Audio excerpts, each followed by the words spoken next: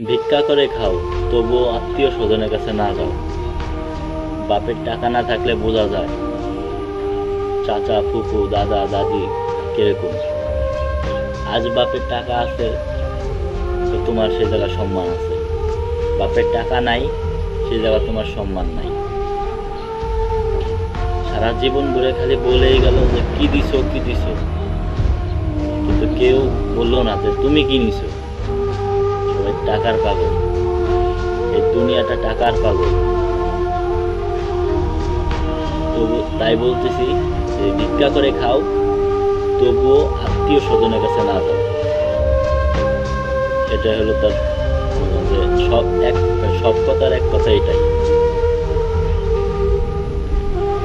আত্মীয় স্বজন তোমার কাছে দাম আছে ততক্ষণ যতক্ষণ তোমার কাছে টাকা আছে।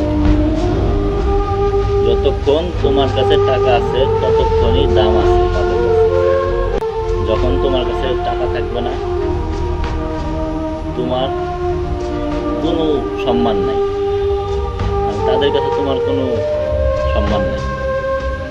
ঠিক আছে, তাই বলতেছি ভাই, ভিক্ষা করে খাও, আত্মীয় স্বজনের কাছে না যাও।